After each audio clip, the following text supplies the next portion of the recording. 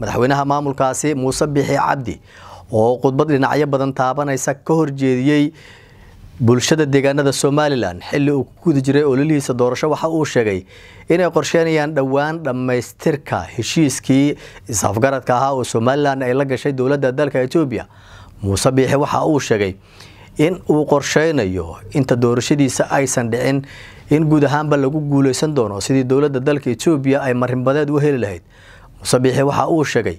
waxa waajib nagu ah inaan helno aqoonsi iyo sidoo kale ixtiraaf isla markaana dawladaha dariska iyagu qayb ay ka noqdaan sidii guud ahaanba Somaliland ay u noqon lahayd dalka madax bannaan Soomaaliya inteeda kale ayuu hadalkiisa sii raaciyay. Muuse Bixi waxa uu sheegay in marna aysan jirin cid hor istaagi karta heshiiskii isafgaradka ah oo ay la galeen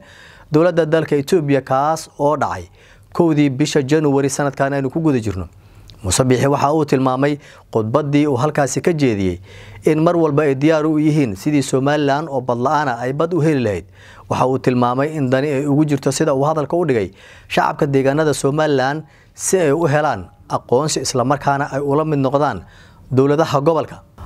Muuse Bixi waxa uu tilmaamay in sida ay si lamid ah ay ka go'an tahay iyagu mar walba dhaqangelinta balse waxa uu hoosta ka xariiqay in wali dhinaca Ethiopia cadaadis badan la saarayo taas oo uu tilmaamay in haddii cadaadiska la joojin waayo uu sheegay in guud ahaanba iyagu dhaqangal ay ka dhigi doonaan heshiiskiisa afgaradka ah.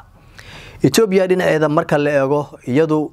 dhawaan ra'iisul wasaaraheed oo hadlay waxa uu sheegay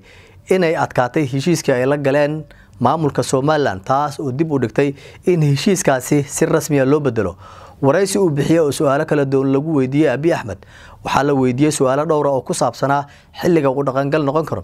balse waxa uu meesha ka saaray in heshiiskaasi xilligan aanu suuragal ahayn. Waxa uu tilmaamay in mar dowladda dalka Ethiopia ay heli doonto marinbadeed haddii waqtigooda ay suuragali weyso. Waxa uu tilmaamay in jiilka soo aadan iyadu ay diyaar u tahay inay ku guuleystaan in ay noqdaan wadan madax bannaan isla markaana dhinaca kale marka la eego Somaliland aan raahday dowladda dalka Ethiopia iyadu ay marinbadeed hesho. Muuse Bixi oo laba jeer oo kala duwan waraysi siiyay marna BBC-da uu siiyay marna Al Arabiya waxa uu rajax xuma ka muujiyay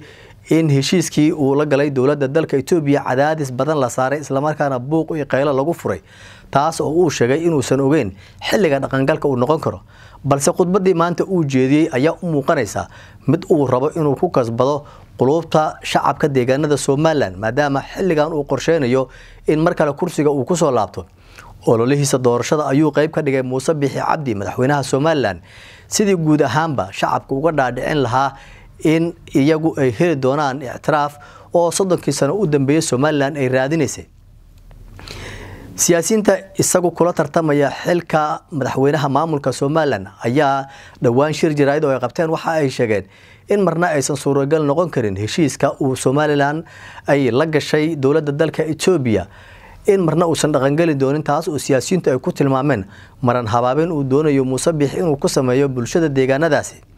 balse maanta hadalka uu ka dhawaajiyay ayaa u muuqanaya kaliya mid uu rabo in dadka taageerayaashiisa iyo sidoo kale kuwa codadka uu ka rababa inuu kaga helo balse aysan u muuqan rajo Somaliland ay ka qabto in ictiraaf ay hesho ama heshiiska ay la gashay dowladda dalka Ethiopia uu dhaqangalo.